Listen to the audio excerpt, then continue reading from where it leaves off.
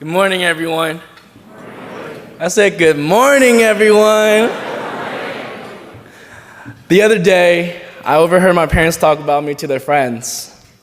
We're so proud of him, they said. But it wasn't always like this. I grew up on a small farm in Guangzhou, China.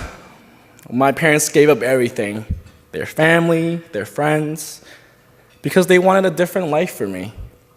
When I was 7, we came to America. We landed at SFO carrying, those red, white, and blue nylon bags full of our belongings. At first, we lived at my aunt's family in East Oakland. There were 8 of us in a 1-bedroom apartment. I remember staying up late at night with my mom, using a dictionary to translate my picture book assignments word for word. Man, only we had Google Translate back then.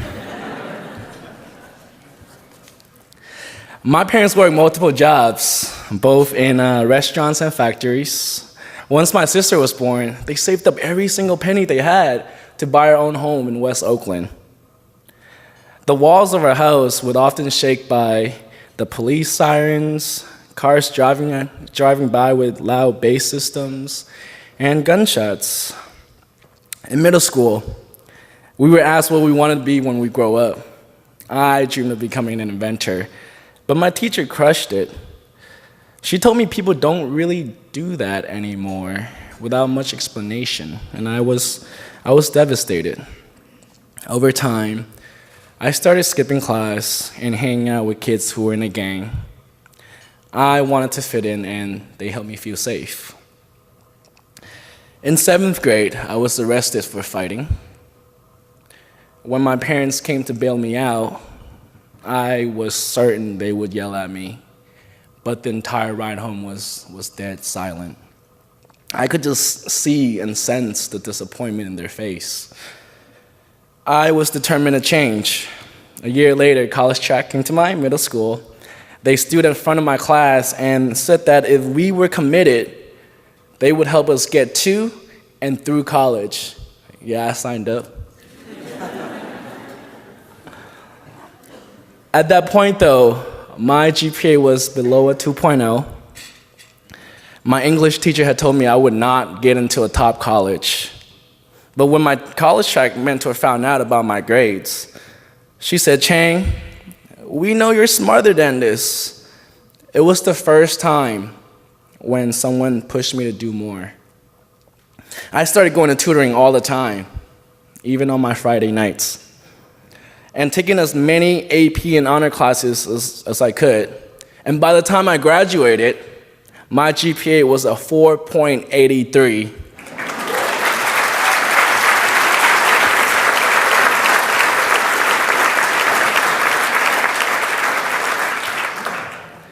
I applied to 9 colleges and a bunch of scholarships.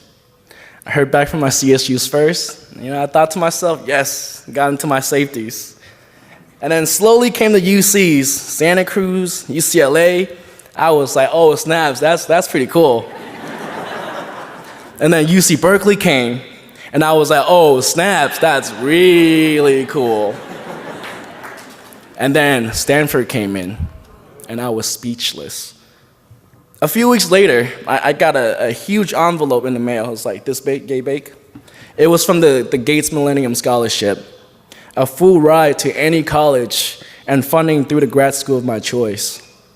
And it also happens to be my dad's birthday that day. I said, "Happy birthday, Dad. We're going to college for free."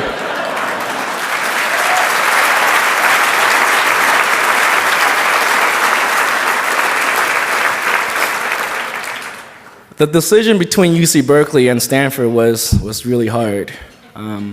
My mentors and I talked about it a lot, and ultimately, I decided that for a first-generation college student like me, it was important to surround myself with as many students like me as possible. And so I chose UC Berkeley. Go Bears.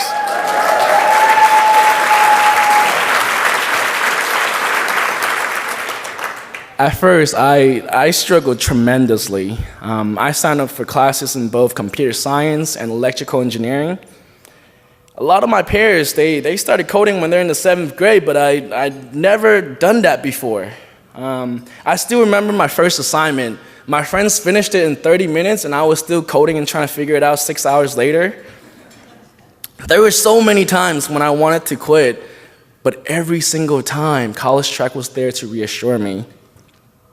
On top of academic support, they helped me find my first internship at a tech company in SF. I worked down the street somewhere around here. In 2016, I became the first person in my family to graduate from college.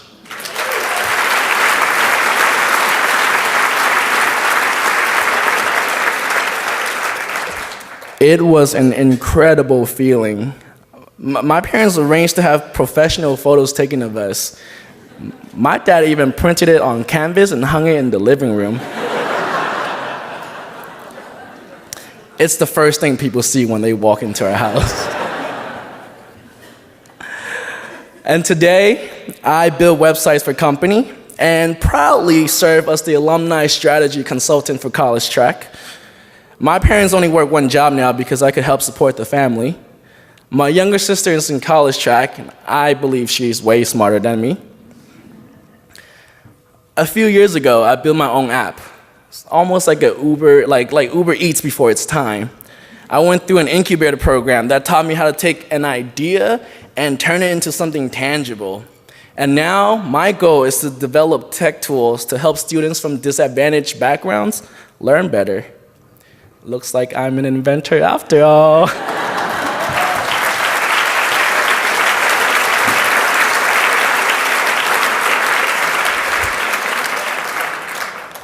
I would like to thank my parents. They're in table 13 today.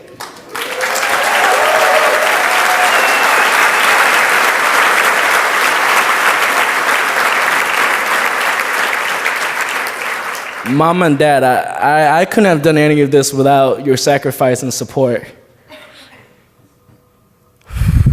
Sorry.